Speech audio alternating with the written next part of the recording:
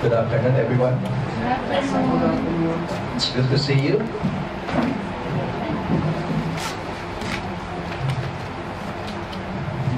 Still trying to catch my breath.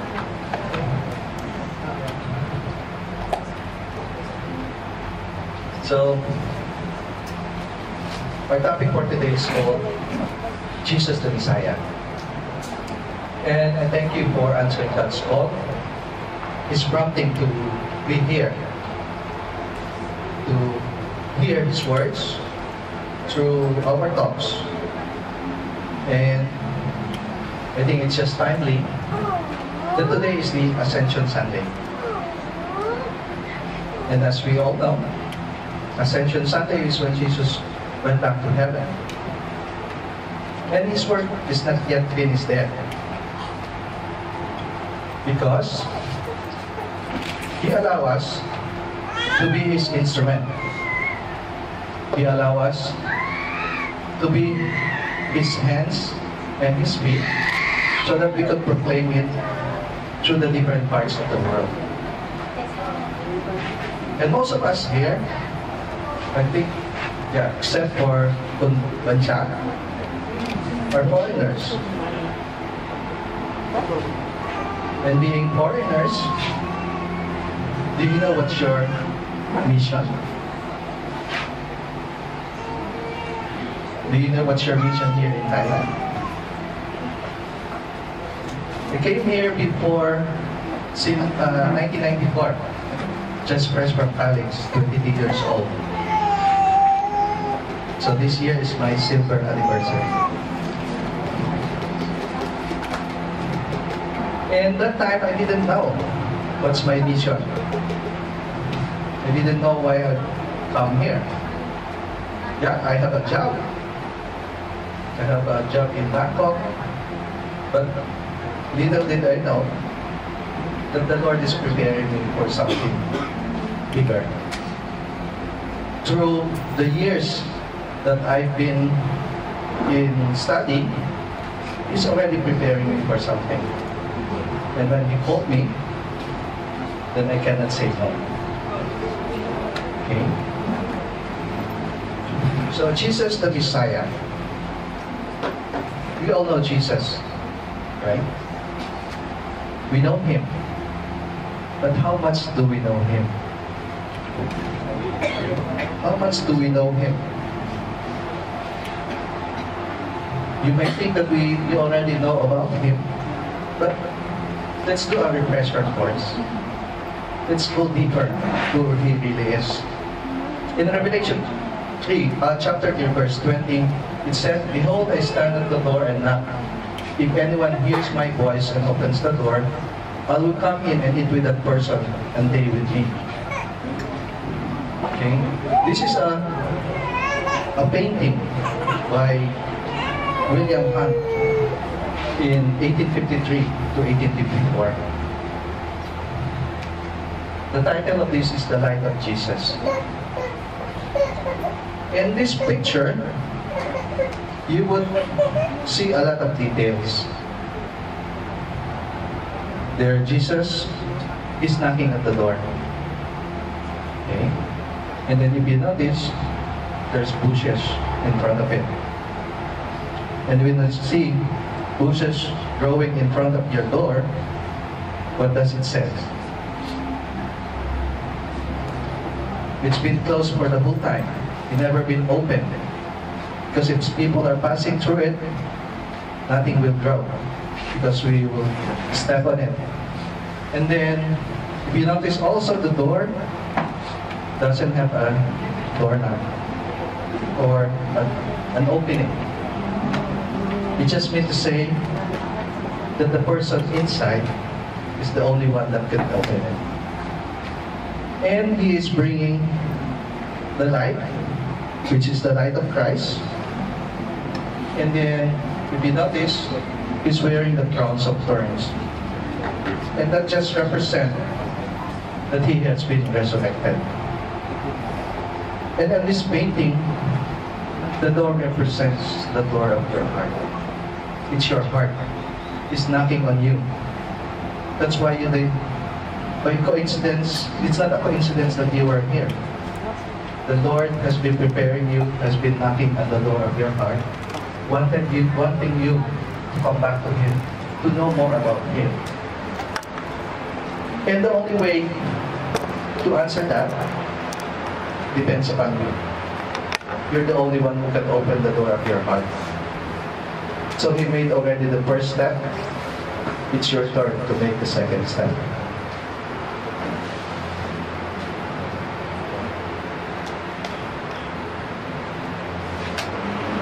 I'll show you a survey done in the US in 1958. Okay? The teachers are complaining of this high school student. And there are 5 things that they see that causing problem with the student. One is not doing homework. Second one, not respecting property. Third, leaving lights on and windows open. Fourth, throwing spitballs during class.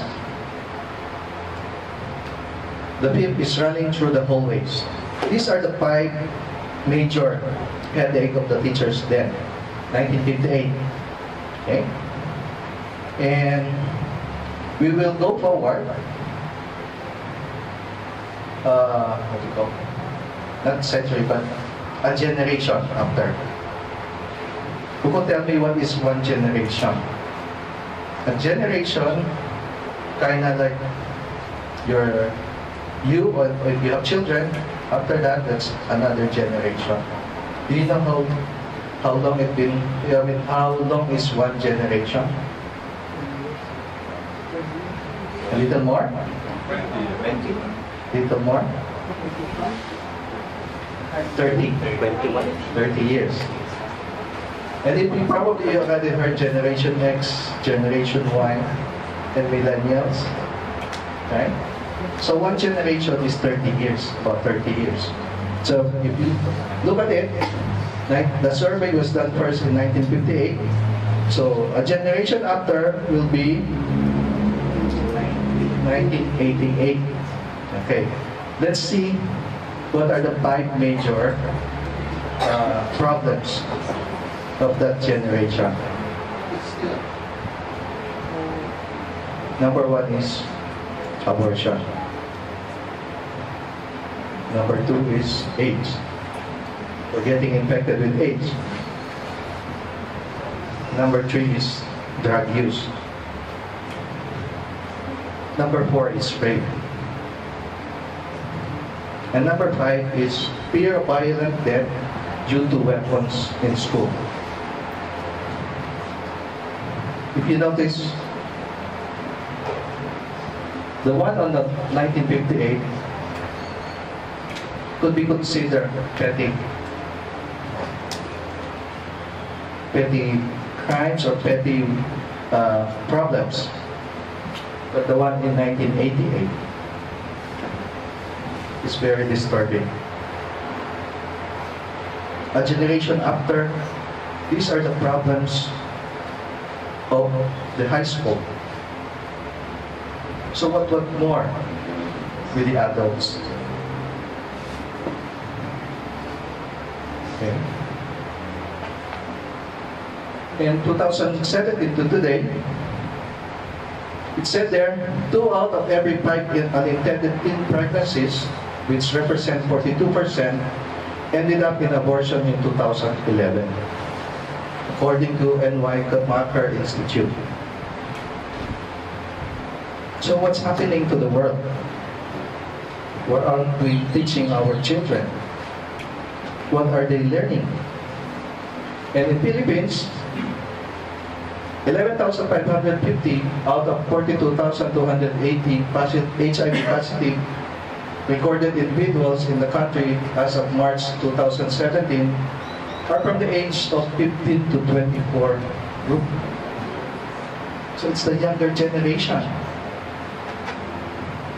And it said here there's 29 increase between 2011 and 2017. according to Philippine Department of Health. Isn't it disturbing? Yeah, we go modern, but the way we see or the way we deal with the problems now are very enormous than before.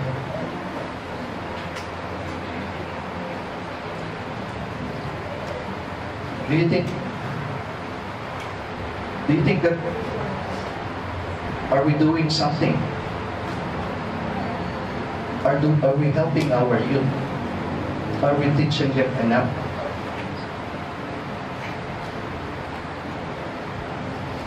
Okay. Let's look at the bigger picture. We'll go back to that part in a while. Let's look at the bigger picture.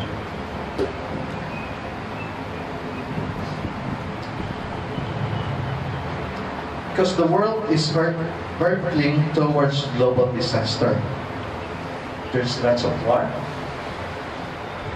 Wars in Syria, in Africa, in Somalia, in Nigeria, and even crisis in North Korea.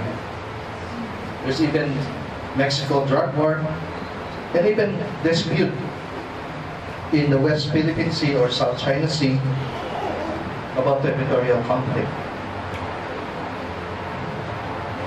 And as we know, there are terror attacks in the school premises.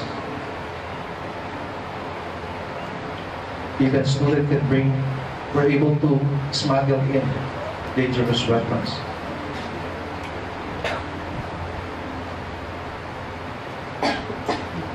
And also, there's poverty happening all around the world. You notice, even in the modern city, there's lepers, and people are not minding them. They think that it's just there, and they don't. Seems like they can see it. And in this picture, that's a vulture. This is a picture in Africa. It's a Pulitzer Award photo because the vulture is waiting for the child to die. And then here, back home in the Philippines, does it look familiar to you? It's in Payatas, where the mountains are garbage are. But people live there because they can get their livelihood from there, from the church.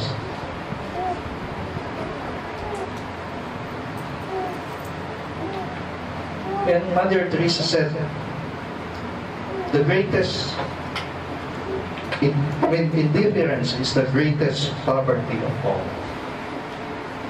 When we lose our empathy, when we don't see and live by ourselves, that what I'm doing is for myself. I don't care who are my neighbors are. As long as I'm okay, that's okay. I don't want to have to do anything with them. And another thing is murder. Murder happening like in Africa, a genocide. And then here is Dr.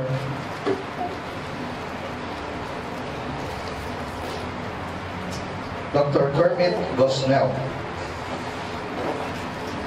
He is convicted because he owns and operates the Women's Medical Society Clinic in Philadelphia, Pennsylvania, because he committed first-degree murder, which includes involuntary manslaughter, illegal late-term abortion led to death of patients, and he was convicted to life imprisonment.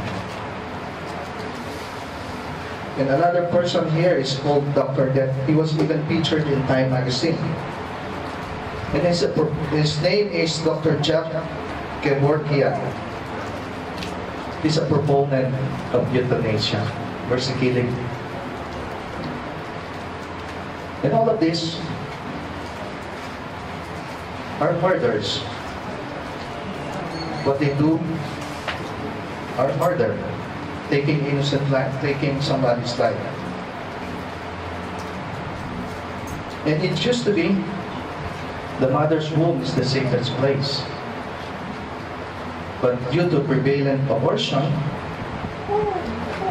it becomes a torture chamber. Because it can kill a lot of children, exceeding what happened in Holocaust, which by the number it said about 6 million Jews. Because on the statistics, it said there's 40 to 50 million are getting aborted. And the total has reached already 1.4 billion since 1980. And even China, they have a shortage of women. There's the ratio is for every female, there's about 20 male. And they're experiencing now that shortage of women because of their one child policy.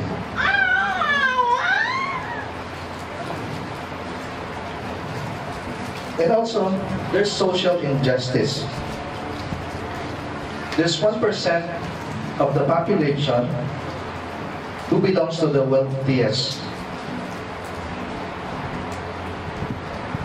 And this is according to the study of anti-poverty charity called Oxfam. The charity research shows that the share of the world's wealth owned by the richest 1% increased from 44% in 2009 to 48% in 2010. And the current trend, Oxfam said it expects the wealthiest 1% to own more than 50% of the world's wealth by 2016. See, there's a lot of resources, but sometimes due to the greed of a few individuals, it's not being shared. A friend of mine before who works at the FAO, Food and Agriculture Organization, he said, we don't have shortage of food. The shortage is when people don't share. When they don't share the food that they have. When they hoard it because they want to make profit out of it.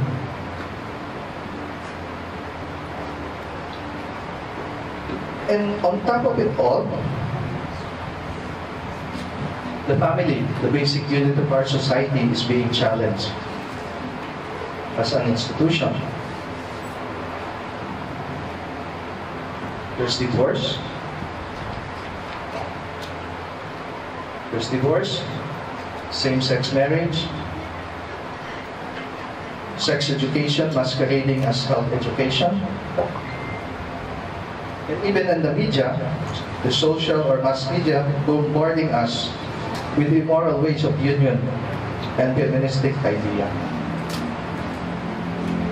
So if this comes into our family, what future holds for our children? Sometimes our thinking is, as long as I'm doing something good, no matter what the way I do it, it's okay. But it's not. Because when our thinking is like that, and we started from within our family, there's no future to look forward to. There's no future that our children could look forward to. Because the first place that our children learn is in our homes, inside our homes. Their first teachers are their parents. So if they're learning something different from their home, what do you think would they take with them when they grow old? When they have their family? Or sometimes, not thinking even having a family, a continuation of our society.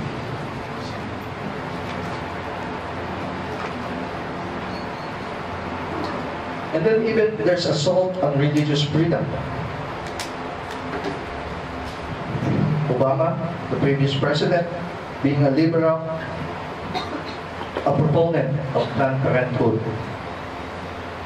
But their main business is actually abortion and contraception. Not just in America, but pushing it to other parts of the world.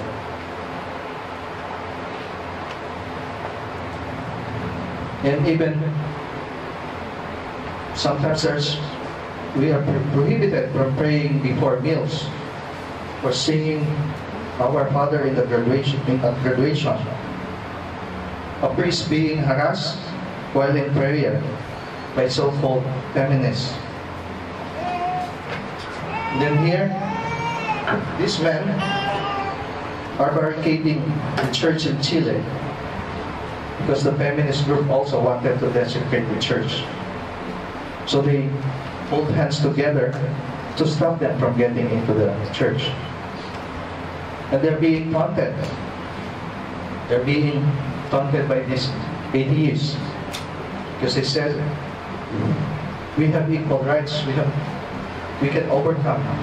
The church is old and they have to change. But it cannot be.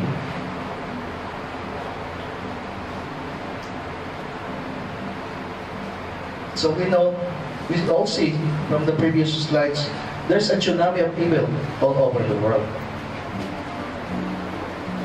And you would ask, why is this happening? Why is this happening? Because the world has turned away from God. On some area, used to be, they're praying before the start of the class. They even have crucifix. But nowadays, they've taken it because it's for the sensitivity of those of others. And even Christians have turned away from their authentic faith. Some, we have a term, cafeteria Catholics, or even cafeteria Christian. Okay, you might be asking why I said cafeteria. If you happen to be in cafeteria, how do you get your food?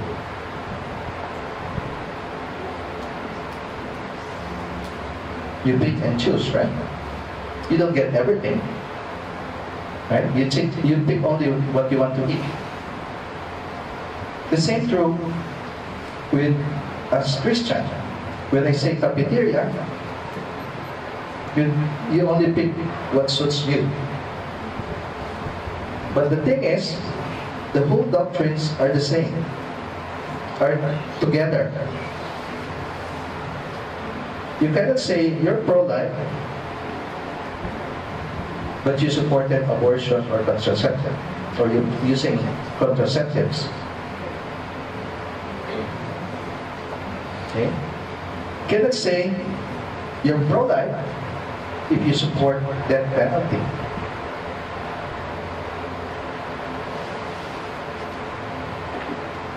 And as we are bombarded with this idea, yeah, there's a lot of sinners, there's a lot of people who do heinous crime. But don't we believe in second chances? Don't we deserve a second chance? Who can say that it's right to take life? And we know only God can give life and take life.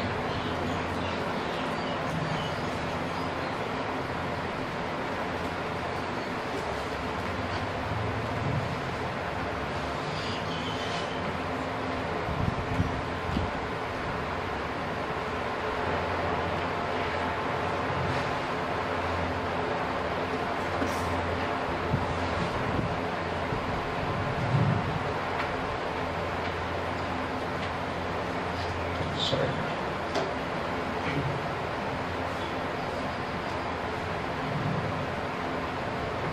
So the church is assaulted even from within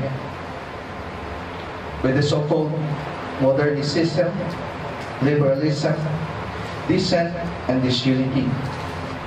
So what is modernism? Modernism is modern character or quality of thoughts or expression or technique. It's a movement towards modifying traditional beliefs in accordance with modern ideas, especially in the Roman Catholic Church in the 19th and 20th century. They said they wanted to change because the tradition of the church are old. But the doctrine stays the same. It can never be changed. And there's also liberalism. It's a political view based on liberty and equality. Like, I deserve this. This is my body, this is my life. I deserve to have a liberty and equality. And another one is dissent. Difference of opinion, especially like a judge disagreement with the decision of the majority. And I say, nice.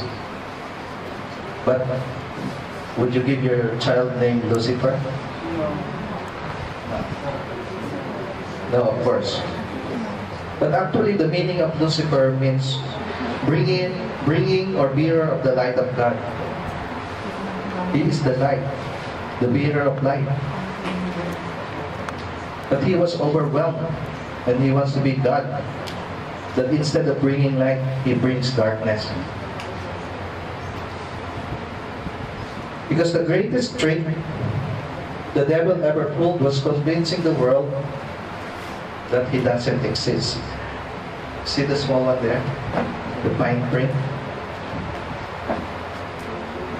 That's his greatest trick. Because I don't think the devil will show up, or he will show up to you in this depicted picture of a demon. No. Because he can still use the bearer of light. He will present himself to you in a nice way. Because he cannot entice you something if he looks like a monster.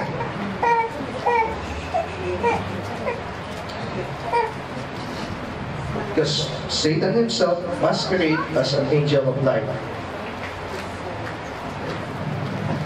And they shrouded in fear in the presence of God.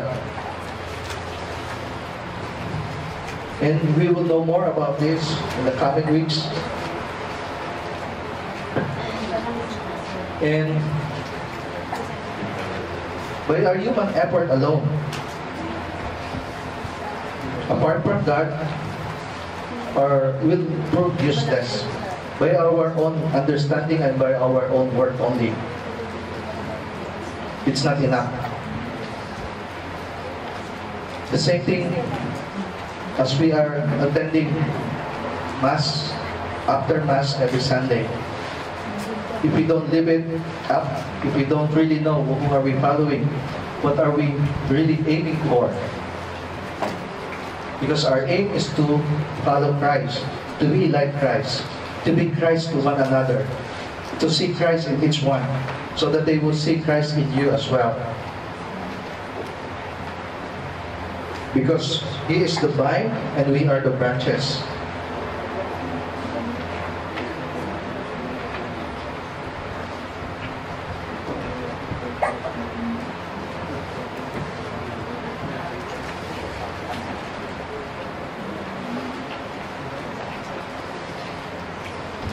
So we should never forget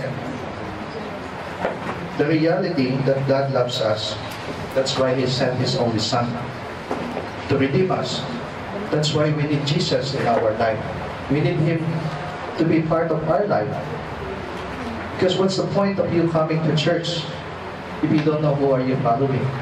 What's the point of attending Mass and receiving communion if you don't know what you're following, if you don't know what you are receiving.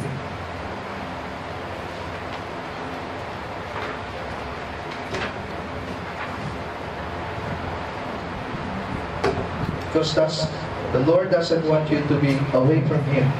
That's why He make it a point that you could make time for today.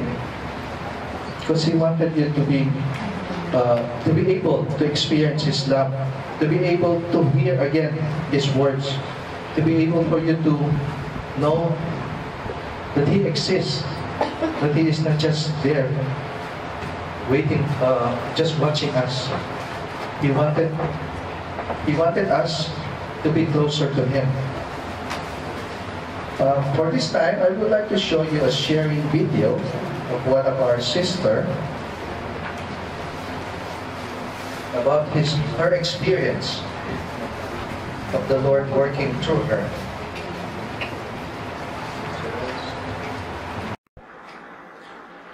My name is Odette Pirido, and I've been to this community for 11 years this year. So before entering in this community, I've never had this thought of serving God for the rest of my life. So going to church every Sunday is just enough. But when my father died, my life changed a lot. Marami kami pinag-uutangan. Yung nanay namin, pumupunta na lang kahit sino-sino para lang mangutang, para lang kami may pera, para pambili ng mga kakailanganin namin sa bahay. And then especially when I went to college, my mom lent a big amount of money just to pay my tuition fee. And then it just happened that that person, kung saan namutang yung nanay namin, a doctor in Cebu, and then she talked to me that after graduation, magtatrabaho ako dun sa clinic nila.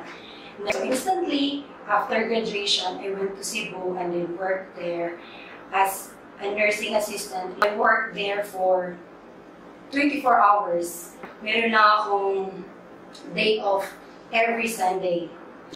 Dumating ako sa point na nagde-decide na ako na mag-take ng nursing licensure exam. Nahirap ulit ako ng pera dun sa amo ko para makapagbayad ako sa review. So, I give everything. Pumupunta ako sa Santo Niño every day. Morning before going to my review center and afternoon after my review, I went to Santo Niño just to pray na sana ibigay ni Lord itong chance na to na makapasa ako sa board exam. Kasi, dati kasi sa taong yun, parang like, if you have this license so you can go abroad. So at least, pag nakaka-abroad ako, meron akong chance na makatulong sa mga kapatid ko, tsaka especially sa nanay ko, at mababayaran ko pa yung utang ko sa amo ko. Talagang binigay ko yung lahat 3 days before the exam. Ready na talaga ako mag-take ng board exam. So, my boyfriend called me and then sabi niya, mag-break daw kami. Kasi, meron siyang ibang babae. And then that girl got pregnant. Yung time na yun is hindi ko alam kung ano yung gagawin ko. So wala akong magawa. Umiyak na lang ako. Pero yung preparation ko for that exam, kasi parang wala. Kasi blank na blank talaga ako. So the exam day came. Kasi tulala ako during that exam. Hindi ko alam kung paano ko pa nasasagot yung mga questions. After the second day of the exam, nung umuwi ako sa tinitiran kong bahay, tumawag yung nanay ko. Nag-ask siya ng help kung pwede ba daw namin i-renew yung utang namin dun sa boss ko. Kasi meron silang kakailanganin na bayarin. Yung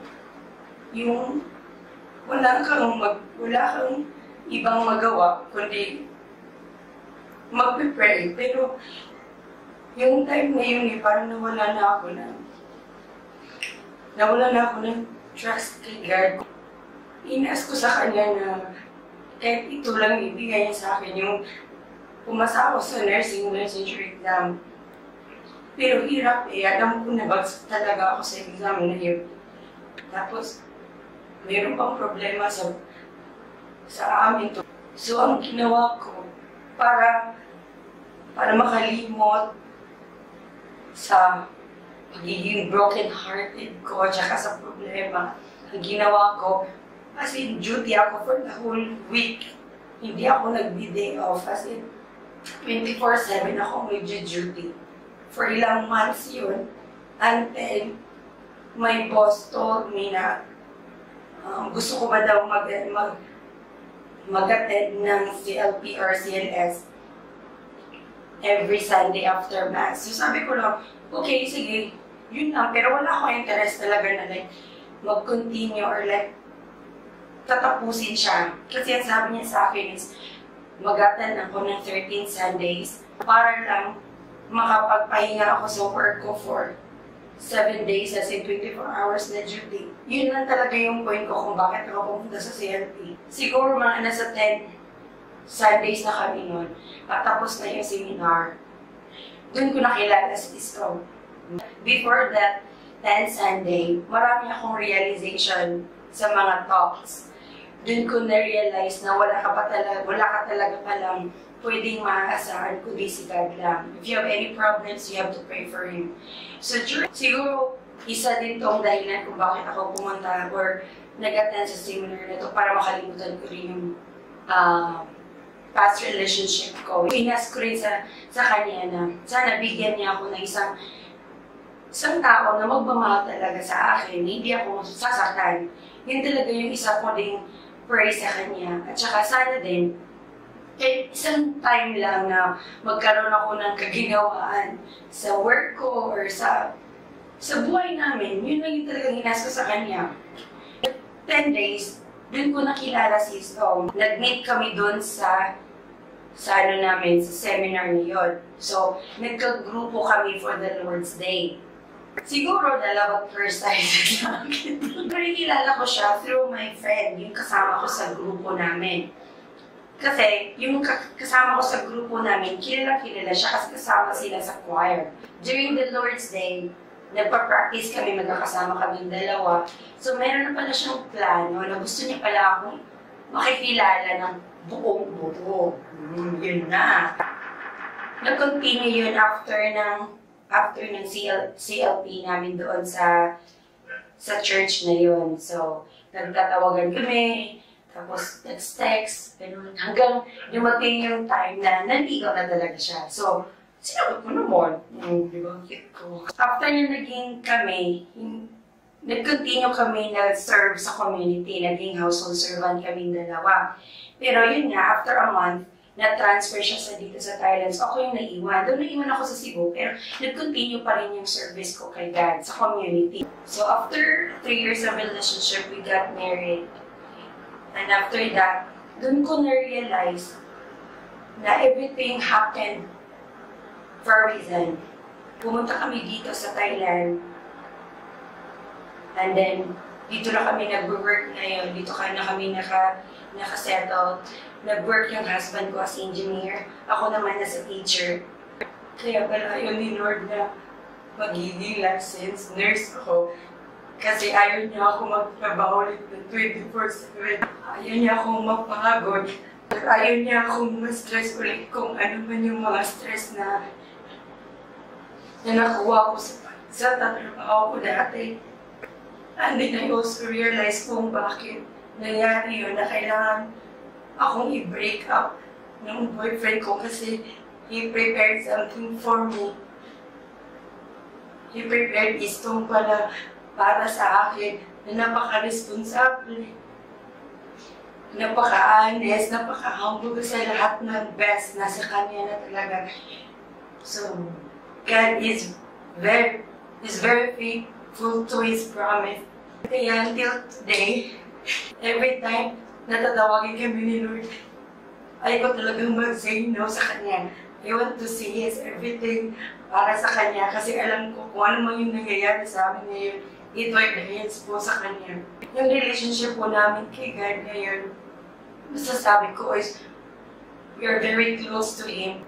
Wala po kami ibang third party sa relationship namin, it's no si God lang po. Sa kaming relasyon, siya po yung pinakauna namin matatawag na pinaka-importante sa buhay ng aming mag-asawa.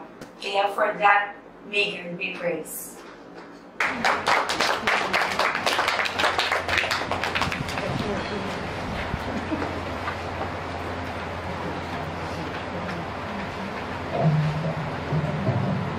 Thank you, Dad, for your wonderful sharing. Now I know more about your life, and we know more about your life.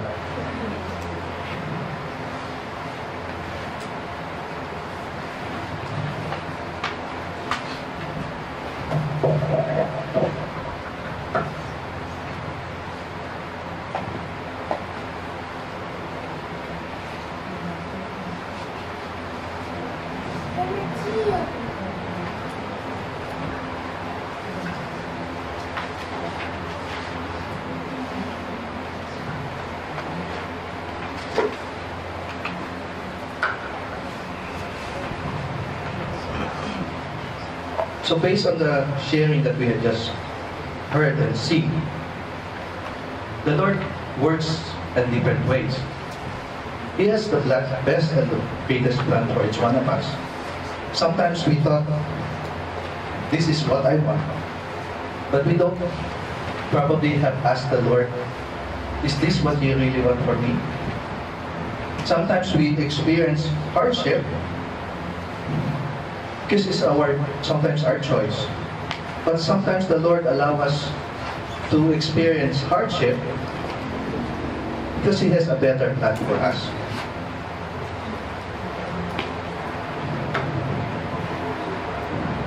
Because He is a spiritual being more powerful than Satan, who is the vine where we can draw strength. We can draw life, strength, and power. Because the Lord loves us this much. He loves us unconditionally. He loves us till the end of His life. So what do we need to do? We should never forget that God loves us. He loves us as if there's only one of us to love. That's why He sent His only Son to redeem the world, to redeem the humanity. Because the humanity is going to the wrong direction. But even after He have done this, did we change? Probably some change, but we still, through generation, people keep coming back and doing sin over and over again. But the assurance is, the Lord have done it already, have saved us once and for all, so that we could be saved. Because in Jesus we are saved with His love. It's the love that conquers all. Because God is love. God does not want you to live lives of pain, poverty, or injustice that we have seen a while ago. Because the Lord wants the world to be a place of peace, justice, and happiness. A place where He would reign. A place that He will be visible. A place where you will experience a foretaste of heaven on earth. And we are given always a choice. We always have our free will. Do we want to be under the dominion of Satan of darkness? Or do you want to be in the kingdom of light? Because as we all know, to live under the dominion of darkness, it's a life of slavery under Satan. Yeah, you would experience probably good things, disguising as something that will bring your salvation, that will bring you closer to God. It's always the thing that the devil will want you to experience, because after that, it's a life of pain in eternity.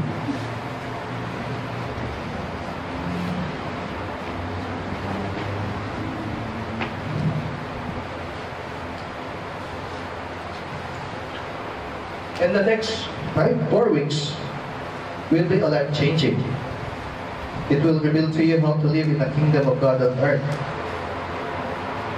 We are given a choice, because the Lord will never ever violate our free will. If the choices is for us to make, and the Lord has already, as I have told you, make the first step. He's inviting you to come to have peace with Him, to have your happiness with Him. Okay? So, we have experienced it, and as I always say, the Lord has been very gracious to me and my family. That's why we wanted to share it also. Somebody has shared it to us. We want to pay it forward. And in that way, we wanted to share it with you through this Christian Life Seminar. Because as you all know, we also were seated there, listening. And true enough, the Lord have touched our lives and have made it wonderful. We are blessed with 2 children who also are serving the community. So I pray that you open your hearts, to the Lord. Let Jesus be inside and begin this exciting journey with us through the CLS. We need to discover more about Him in our way as a Christian, the life of a Christian, of His follower. Because the Lord wanted you to see Jesus in others, and the others will see Jesus in you. Because being Christian is not just 1 hour in the church. The more you learn from the more that you learn in that 1 hour, is the real application is when you're outside the church.